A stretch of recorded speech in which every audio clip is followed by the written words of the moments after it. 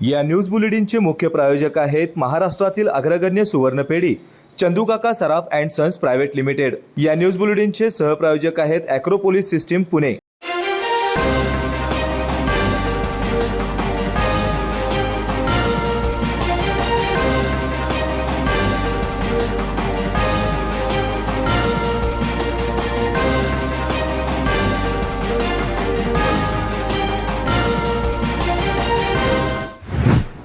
आज वसुबारस दिवाळीला आजपासून सुरुवात झाली। त्यानिमित्तानं तारा न्यूज परिवारातर्फे आपल्या सर्वांना वसुबारस आणि दिवाळीच्या मंगलमय शुभेच्छा। नमस्कार, मी सुरेखा। तारा न्यूज मध्ये आपलं स्वागत। पाहूयात आज दिवसभरातील महत्त्वाच्या घडामोडी। कोल्हापूर शहरात रस्त्याची 114 कामे मंजूर झाली आहेत। त्यापैकी 85 रस्त्यासाठी 10 कोटीच्या वर्क ऑर्डर दिल्या आहेत। उर्वरित कामाच्या वर्क ऑर्डर देण्याची प्रक्रिया सुरू आहे। 85 पैकी 34 कामे सुरू असून 9 कामे पूर्ण झाली आहेत। या कामात नगरोत्थान योजना, दलित वस्ती योजना, मूलभूत सोयी सुविधा अंतर्गत कामाचा समावेश असणार आहे। शहरातील रस्त्यांचे वर्क ऑर्डर घेतलेल्या ठेकेदारांनी 20 नोव्हेंबरपर्यंत कामे सुरू न केल्यास त्यांच्यावर दंडासह इतर कठोर कारवाई केली जाईल, अशी माहिती अतिरिक्त आयुक्त रविकांत अडसुळे, शहर अभियंता हर्षजित गाडगे यांना दिली। ते म्हणाले, दोषी दायित्व कालावधीतील 18 रस्ते आहेत, त्यापैकी 6 कामे पूर्ण झाले आहेत। उर्वरित 12 ठेकेदारांना नोटीस पाठवल्या आहेत। 15,000 ते 4.5 लाखांपर्यंत दंडाची रक्कम आहे। दंडाच्या नोटिसा दिल्या असून वेळेत काम पूर्ण न केल्यास त्यांच्या कंपनीचे ग्रेड कमी करण्यात येईल। अनावत रक्कम ही जप्त केली जाईल। शहरात कोट्यावधींची कामे सुरू आहेत। 31 डिसेंबर पूर्वी सर्वच कामे पूर्ण करण्याचा प्रयत्न सुरू आहे। त्या संदर्भात सर्वच ठेकेदारांना सक्त सूचना देण्यात आल्या। वाहन वायू प्रदूषण नियंत्रण प्रमाणपत्र आणि कर भरणा योग्यता प्रमाणपत्र नसेल तर अशा वाहनधारकावर आजपासून प्रादेशिक परिवहन अधिकारी कार्यालय कारवाईचा बडगा उगारणार आहे। वाढत्या वायू प्रदूषणावर नियंत्रण ठेवण्यासाठी सरकार सातत्याने विविध उपक्रम, कारवाई अशा माध्यमातून कार्यरत असते। त्याचाच एक भाग म्हणून प्रादेशिक परिवहन कार्यालयातर्फे आज गुरुवारपासून शहरासह जिल्ह्यात विशेष वाहन तपासणी मोहीम राबविणार आहे। यासाठी शहर वाहतूक नियंत्रण शाखेची मदत घेतली जाणार आहे। यात वाहन वायू प्रदूषण नियंत्रण प्रमाणपत्र, योग्यता प्रमाणपत्र, कर भरणा पावती अद्ययावत हवी ती नसल्यास अशा वाहनधारकांवर दंडात्मक कारवाई केली जाणार आहे। दक्षिणाय कालखंडातील अंबाबाईच्या किरणोत्सवाला आजपासून सुरुवात होणार आहे। बुधवारी सकाळपासून पाऊस आणि ढगाळ वातावरण असूनही किरणे गर्भगृहाबाहेरील पायऱ्यापर्यंत पोहोचली आहेत। आज किरणोत्सवाचा पहिला दिवस असून किरणे देवीच्या चरणापर्यंत येण्याची शक्यता आहे। करवीर निवासिनी अंबाबाईचा किरणोत्सव 9 ते 13 नोव्हेंबरपर्यंत चालणार आहे। यातील 9, 10 आणि 11 नोव्हेंबर हे मुख्य दिवस असणार आहेत। पहिल्या दिवशी देवीच्या चरणावर, दुसऱ्या दिवशी शरीरावर, तिसऱ्या दिवशी मुखकमलावर पडतात। सोहळ्याची तयारी पूर्ण करण्यात आली आहे। हा सोहळा भाविकांना पाहता यावा यासाठी विद्यापीठ हायस्कूल परिसर, बिंदू चौक व मंदिरातील LED स्क्रीनवर थेट प्रक्षेपण करण्यात येणार आहे। आकाश कंदील ते फटाक्यापर्यंत पर्यावरणपूरक वस्तू बाजारात उपलब्ध आहेत। काही जण पणत्यावर रंगकाम आणि आकाश दिवे तयार करणे यासह गृह सजावटीमध्ये पर्यावरणाला अनुसरून कलाकुसर तयार करत आहेत। बाजारामध्ये आजकाल पर्यावरणपूरक सजावटी साहित्याला मागणी खूप आलेली आहे। यामध्ये स्वदेशी आकाशकंदील, धूर कमी करणारे ग्रीन फटाके, मातीच्या दिव्यांचा प्रकाश, नैसर्गिक रंगांची रांगोळी आदी गोष्टी बाजारात उपलब्ध आहेत। बाजारात पर्यावरणपूरक आकाशकंदील उपलब्ध असून स्वनिर्मित आकाशकंदील ही यंदाची लक्षवेधी ठरणार आहेत। पेपर बॅगपासून ते कापडी पिशव्या, बांबूपासून बनवलेले आकर्षक कंदील खरेदी करण्यावर ग्राहकांचा भर पडत आहे। तसेच ग्रीन फटाके म्हणजेच ध्वनी आणि वायू प्रदूषण विरहित फटाके खरेदी करण्याकडे मुलांचा कल आहे। या फटाक्यांची वाढती मागणी लक्षात घेऊन ग्राहकांसाठी मोठ्या प्रमाणात ते विक्रेत्यांकडे उपलब्ध आहेत। सध्या पर्यावरणपूरक रंगही बाजारात उपलब्ध असून यासह फुले पानांचा वापर करून तयार केलेली रांगोळी अधिकच आकर्षित करण्यासाठी गृहिणींचा कल आहे। दिवाळी हा सण दिव्यांचा असतो। विविध आकारातील रंगांनी दिव्यांनी घर उजळून जात असते। पर्यावरण पोषक उत्सव साजरा करण्यावर अलीकडे काही जण महत्त्व देत असून मातीचे दिवे वापरत आहेत, त्यामुळे विजेचा वापर कमी होत आहे। अलीकडे गृह सजावटीसाठी सुद्धा गृहिणी छोट्या छोट्या वस्तू घेत आहेत। ढगांचा आणि विजेच्या कडकडाटासह धुवाधार पावसाने बुधवारी जिल्ह्याला झोडपून काढले. राधानगरी धरण क्षेत्रातील जिल्ह्याच्या अनेक भागात मुसळधार पाऊस झालाय. जिल्ह्यात पहाटे 5 पासून सकाळी 11 वाजेपर्यंत मुसळधार पाऊस कोसळला. पावसाने भात, भुईमूग, नाचणी अशा अनेक पिकांना फटका बसला असून शेतकऱ्यांचे मोठे नुकसान झाले आहे. तसेच पावसाचा जोर इतका होता की शहरात अनेक भागात पाणी साचले. साचलेल्या पाण्यातून मार्ग काढताना नागरिकांसह वाहनधारकांची कसरत करावी लागत होती. सकाळपासूनच पाऊस असल्याने शाळा महाविद्यालय विद्यार्थी तसेच नोकरदार कामगारांना रेनकोट, छत्री घेऊन घरातून बाहेर पडावे लागले. पावसाचा व्यापारी विक्रेत्यांना मोठा फटका बसला. जिल्ह्यामध्ये पावसामुळे शेतकऱ्यांचे हाल झाले असून त्यांचे खूप नुकसान झाले आहे. पावसाचे शेतात पाणी साचल्याने ऊसतोडी लांबणार आहेत. दरम्यान बुधवारी झालेला पाऊस रब्बी पिकांच्या लागवडीसाठी मात्र पोषक ठरणार आहे. पावसामुळे पन्हाळा, गगनबावडा, शाहूवाडी आणि राधानगरी तालुक्यात अनेक ओढ्यांच्या पाणी पातळीत सुद्धा वाढ झालेली आहे. वेळ झाल्या छोट्याशा ब्रेकची. कुठेही जाऊ नका, पाहत रहा तारा न्यूज. या न्यूज बुलेटिनचे मुख्य प्रायोजक आहेत महाराष्ट्रातील अग्रगण्य सुवर्णपेढी चंदूकाका सराफ अँड सन्स प्रायव्हेट लिमिटेड. या न्यूज बुलेटिनचे सहप्रायोजक आहेत ॲक्रोपोलिस सिस्टीम पुणे.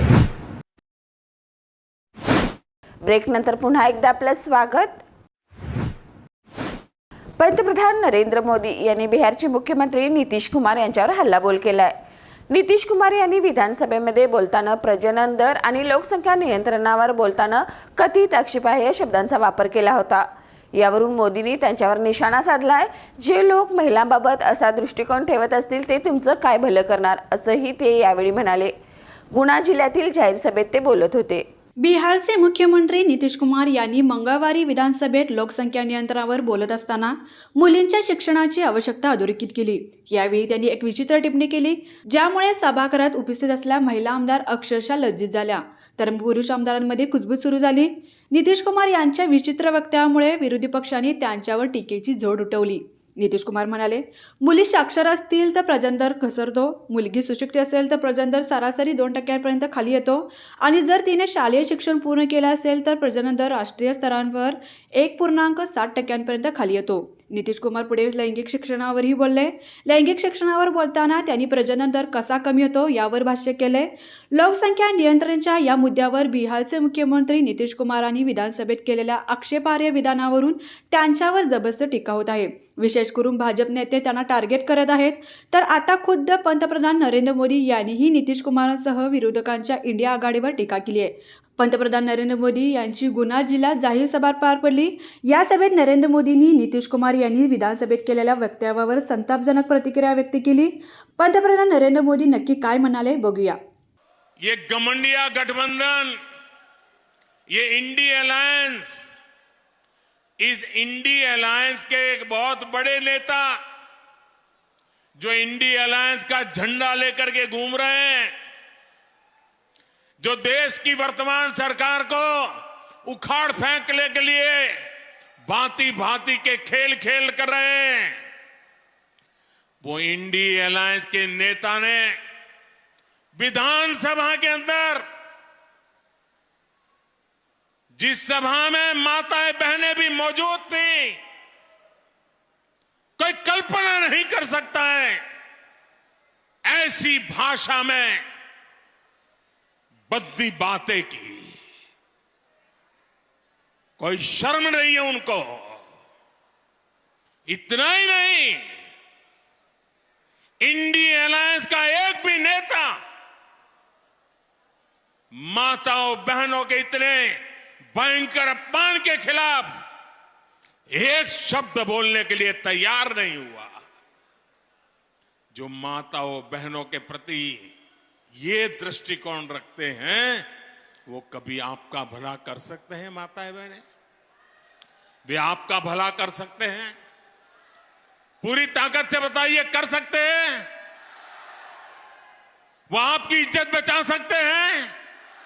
वो आपका सम्मान कर सकते हैं? वो आपका गौरव कर सकते हैं? कैसा दुर्भाग्य आया है देश का कितने नीचे गिरोगे और दुनिया में देश की बेइज्जती करा रहे हो। मेरी माताएं बहनें, मैं आपके सम्मान के लिए मुझसे जो हो सकेगा कभी पीछे नहीं हटूंगा, मैं विश्वास है। मनोज जरांगे यांनी महाराष्ट्र दौरा करताना पहिल्या टप्प्यात सरकारवर गंभीर आरोप आणि टीका केल्या होत्या। आता पुन्हा जरांगे हे महाराष्ट्र दौरा करणार आहेत। 15 नोव्हेंबर ते 23 नोव्हेंबर असा राज्याचा दौरा असणार आहे। तिसऱ्या टप्प्यात महाराष्ट्र दौरा करताना जरांगे हे आपल्या सभामधून काय बोलणार हे पाहणं आता महत्त्वाचं असणार आहे। मराठा आरक्षणासाठी सरकारला 24 डिसेंबरपर्यंत मुदत दिल्यानंतर मनोज जरांगे तिसऱ्या टप्प्यात पुन्हा महाराष्ट्राचा दौरा करणार आहेत। या दौऱ्याला 15 नोव्हेंबरपासून सुरुवात होणार असून छत्रपती संभाजीनगर शहरातील एका खासगी रुग्णालयात उपचार घेत असलेल्या मनोज जरांगे यांनी आपल्या तिसऱ्या टप्प्यातील महाराष्ट्र दौऱ्याचं वेळापत्रक जाहीर केलंय। विशेष म्हणजे पहिल्या टप्प्यात त्यांनी सरकारवर गंभीर आरोप आणि टीका केल्या होत्या। त्यामुळे आता तिसऱ्या टप्प्यात महाराष्ट्र दौरा करताना जरांगे आपल्या सभांमधून काय बोलणार याकडे अवघ्या महाराष्ट्राचं लक्ष लागून राहिलंय। मनोज जरांगे हे 15 नोव्हेंबर ते 23 नोव्हेंबर असा राज्याचा दौरा करणार आहेत। या दौऱ्यात ते गावोगावी सभा घेणार असून एकूण 6 टप्प्यात हा दौरा असणार आहे। या दौऱ्यात जरांगे हे ठाणे, पालघर, नाशिक, त्र्यंबकेश्वर, नेवासा, संगमनेर आणि श्रीरामपूर यासह अनेक ठिकाणी भेट देणार आहेत। सोबतच 1 डिसेंबरपासून राज्यातील प्रत्येक गावात साखळी उपोषण केले जाणार असल्याची माहिती जरांगे यांनी दिली। मराठा आणि ओबीसी समाजामध्ये हा महाराष्ट्राचा जातीपातीमध्ये तोडण्याचा प्रयत्न सुरू आहे। महाराष्ट्रामध्ये कमजोर अस्थिर सरकार बसलं आहे। मुख्यमंत्री एकनाथ शिंदे यांना कुणी जुमानत नाही। कॅबिनेटमध्ये गँगवॉर सारखी परिस्थिती निर्माण झाली आहे, अशी टीका शिवसेना खासदार संजय राऊत यांनी मुख्यमंत्री एकनाथ शिंदेवर केली आहे। त्यांना आता वैद्यकीय शिक्षण मंत्री हसन मुश्रीफ यांनी प्रत्युत्तर दिलं आहे। आरक्षणाच्या मुद्द्यावरून राज्यात सध्या घमासान सुरू आहे। प्रत्येक नेते विरोधी पक्षाला निशाणा साधतोय। यातच मराठा आरक्षणाच्या मुद्द्यावर बोलताना शिवसेना खासदार संजय राऊत यांनी मुख्यमंत्री एकनाथ शिंदे यांच्यावर निशाणा साधलाय। मराठा आणि ओबीसी समाजामध्ये हा महाराष्ट्राचा जातीपातीमध्ये तोडण्याचा प्रयत्न सुरू आहे। महाराष्ट्रामध्ये कमजोर अस्थिर सरकार बसलंय। मुख्यमंत्री एकनाथ शिंदे यांना कोणी जुमानत नाही। कॅबिनेटमध्ये गँगवॉर सारखी परिस्थिती निर्माण झाली आहे। तसेच एखाद्या मंत्र्यांच्या अंगावर दुसरा मंत्री धावून जाण्याची परिस्थिती आहे, अशी धारदार टीका शिवसेना खासदार संजय राऊत यांनी मुख्यमंत्री एकनाथ शिंदे यांच्यावर केली। त्यावर आता राज्याचे वैद्यकीय शिक्षण मंत्री हसन मुश्रीफ यांनी पत्रकारांशी संवाद साधला। ते म्हणाले, असा कोणताही वाद झाला नाही। सगळ्याच मंत्र्यांनी संयमाने बोलावं, असं मुख्यमंत्री एकनाथ शिंदे यांनी बैठकीत सांगितलंय। अंगावर धावून जाणं वगैरे असं काहीच झालं नाही। संजय राऊत यांनी सिद्ध करू शकले तर आम्ही मंत्रिपदाचा राजीनामा देऊ, असे हसन मुश्रीफ म्हणाले। आमिर खानची मुलगी आयरा खान ही गेल्या काही दिवसापासून तिच्या केळवण कार्यक्रमाचे फोटो सोशल मीडियावर शेअर करत आहे। आयरा मराठमोळी फिटनेस ट्रेनर शिखरी सोबत लवकरच लग्नबंधनात अडकणार आहे। नुकताच आयराने तिच्या केळवण कार्यक्रमातील व्हिडिओ सोशल मीडियावर शेअर केलाय। या व्हिडिओने सर्वांचं लक्ष वेधून घेतलंय। अभिनेता आमिर खानची लेक आयरा खान आपल्या पती नुपूर शिकरे यांच्यासोबत पुढच्या वर्षी लग्नबंधनात अडकणार आहे। त्यांच्या दोघांचा साखरपुडा झालेला आहे आणि आता प्री वेडिंग फंक्शन सुद्धा सुरू झालं आहे। नुकतेच आयराचे केळवण पार पडले आहे। तिच्या मराठी लुकमुळे सगळ्यांचेच लक्ष वेधले आहे। केळवणच्या कार्यक्रमात खास अस्सल उखाणा देखील तिने घेतला आहे। यावेळी दोघांचेही मित्रपरिवार आशीर्वाद देण्यासाठी उपस्थित होते। यावेळी सगळ्यांनी आनंदामध्ये वेळ घालवला। तर या होत्या आज दिवसभरातील महत्त्वाच्या घडामोडी। पुन्हा भेटूया नवीन बातमीपत्रासह। तोपर्यंत पाहत रहा तारा न्यूज।